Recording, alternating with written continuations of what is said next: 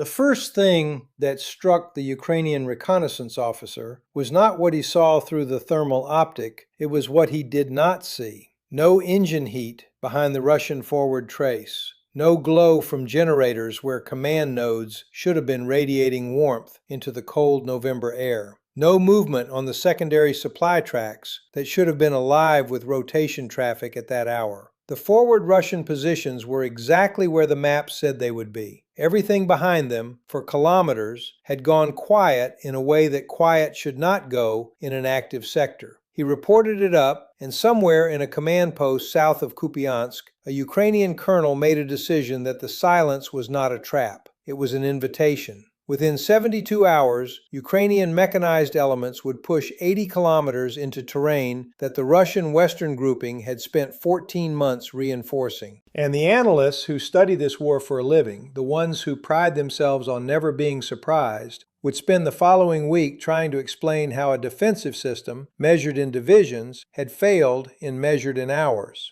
This is not a story about a breakthrough. This is a story about what happens when a defensive force stops believing in the ground it is standing on, and why that loss of belief is almost always invisible until the moment it expresses itself as collapse. I have spent decades studying how armies hold terrain and how they lose it, and I will tell you plainly that the most important moments in defensive warfare almost never look like combat. They look like paperwork. They look like a rotation schedule slipped by a week. They look like a request for engineering stores that goes unanswered for the third time and stops being submitted at the fourth. Long before the Ukrainian thermal optic registered that strange quiet outside Kupiansk, the Russian defensive system in that sector had already stopped functioning as a coherent organism. The Ukrainian advance did not break the line. The line had been hollowing itself out for months. The Ukrainian advance simply walked into the cavity and named it. Let me explain what I mean by that, because the distinction matters more than any single map arrow you have seen this week. A defensive position derives its strength not from the depth of its trenches or the number of vehicles dug in behind them. It derives its strength from a much more fragile quality, which is the confidence of the men inside those trenches that the system around them is real. That the artillery battery to their rear will fire when called. That the medical evacuation route is still passable. That the unit on their left flank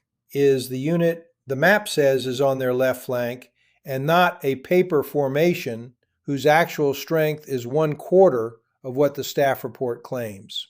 When that confidence holds, a thinly manned line can absorb extraordinary pressure. When that confidence fails, even a heavily manned line becomes porous in ways that no aerial photograph will reveal until the breakthrough is already underway. The Russian defensive belt north and east of Kupiansk had been constructed with genuine professional competence in the first half of last year. 3 echelons of prepared positions, anti-tank ditches sited along approach corridors that any competent armor officer would have identified, minefields laid in patterns designed to channel attacking forces into pre-registered artillery kill zones, forward observation posts integrated into a layered fires network that, on paper, should have been able to engage any Ukrainian assault force within 9 minutes of detection. The original engineers who built that system knew what they were doing. The original commanders who occupied it understood the doctrine it was built to execute. None of that, in the end, mattered, because between the construction of the belt and the moment Ukrainian forces tested it, the human and logistical system sustaining it had been quietly degraded by a series of decisions that no single Russian officer ever framed as catastrophic. The original sin in this sector was not committed in November. It was committed in late spring, when the Russian command, under pressure to generate offensive results elsewhere along the front, began drawing experienced units out of the Kupiansk defensive sector and replacing them with newly mobilized formations whose collective combat experience could be measured in weeks. This kind of substitution is not unusual in extended conflict. Armies have done it for centuries. The reasoning was sound in its historical context. A prepared defensive position can compensate for inexperience in ways that an offensive operation cannot.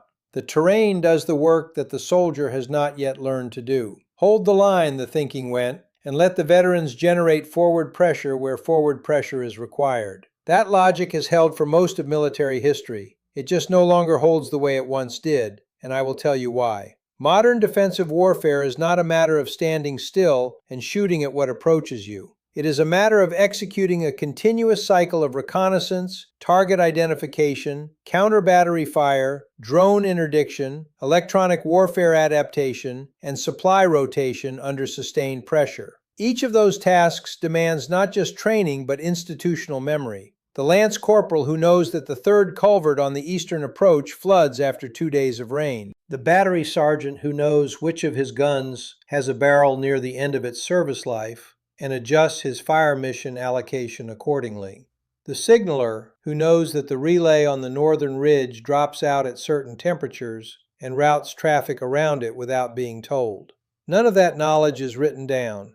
All of it leaves the position when the experienced unit rotates out, and none of it can be transferred to a newly mobilized formation in the 2 weeks of overlap that the rotation schedule allowed. By August, the defensive belt outside Kupiansk was being held by men who did not know the ground they were standing on. The fortifications were intact. The fires plan existed as a document.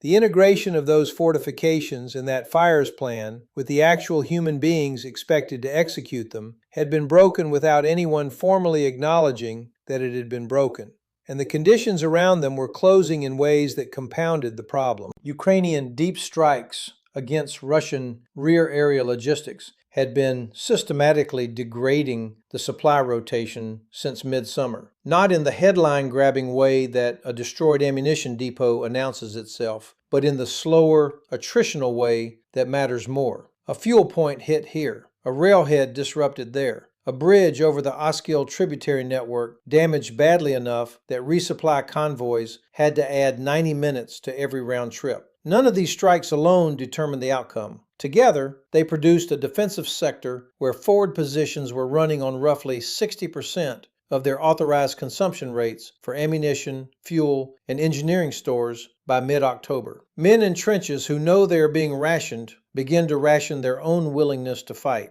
That is not a moral failing, it is a structural one. And the Russian command did not seem to register it as a structural problem until the structure was already gone. Now understand what the Ukrainian side was doing during this period, because this is where the analysis becomes instructive rather than narrative. Ukraine was not preparing a breakthrough operation in the conventional sense.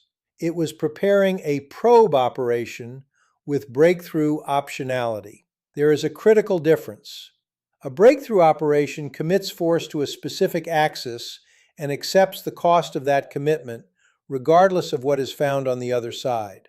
A probe with breakthrough optionality assembles the force quietly, advances it deliberately, and is configured to exploit weakness if weakness is encountered, or to disengage cleanly if resistance is genuine.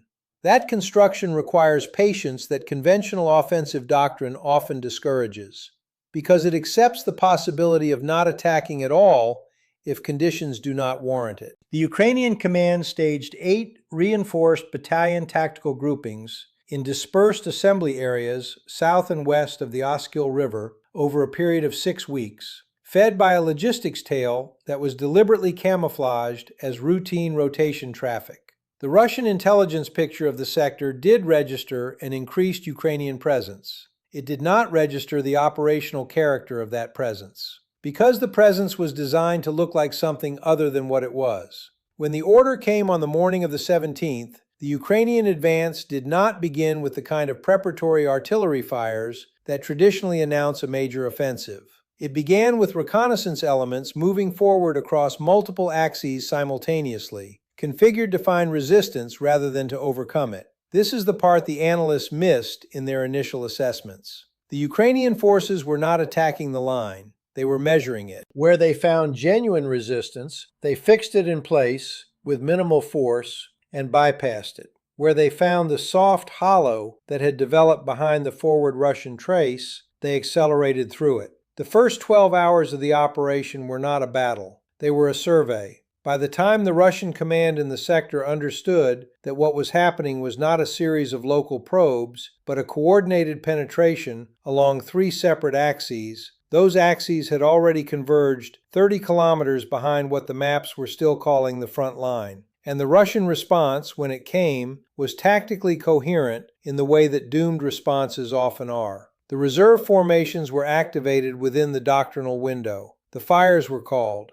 Counterattack groupings began to assemble. The commanders making these decisions were not incompetent. They were executing the correct response to the operational problem they believed they were facing. The problem was that the operational problem they were facing was not the one they believed it to be. They were preparing to counterattack a penetration. What they were actually facing was a defensive system that had already disintegrated under its own weight, with Ukrainian forces moving through the wreckage at the pace of road conditions rather than the pace of combat. The Russian reserves arrived at their assembly areas to find that the units they were meant to reinforce had either already withdrawn without authorization or had simply ceased to report. The fires called for could not be properly adjusted because the forward observers who were supposed to adjust them were no longer in their observation posts. The counterattack groupings spent their first 6 hours of activation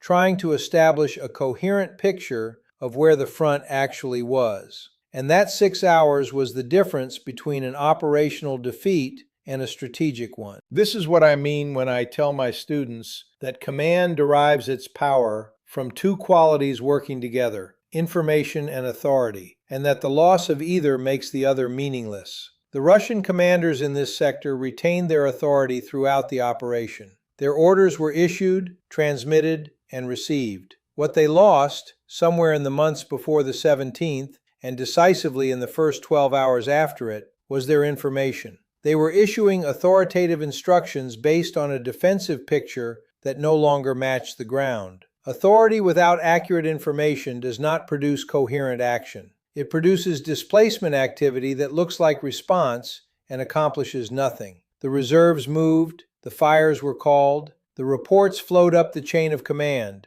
None of it intersected with what was actually happening on the ground because the structures that should have produced that intersection had been hollow for months. 80 kilometers in 72 hours. That is the headline number, and like most headline numbers, it both describes and obscures what occurred. The Ukrainian advance did not punch through 80 kilometers of organized resistance. It moved 80 kilometers through a sector in which organized resistance had ceased to exist before the operation began. The men who held that ground at the start of the 17th were, in many cases, doing exactly what they had been doing for weeks, which was occupying positions, filing reports, and waiting for a supply rotation that arrived in diminishing quantities. They were not defeated in combat. They were bypassed in detail by an opponent who had correctly assessed that the system holding the line had already failed, and who had configured an operation specifically to exploit a failure that had not yet announced itself. Now, consider what this means for the analyst community that has spent the last week trying to reconcile their pre-operation assessments with the post-operation reality.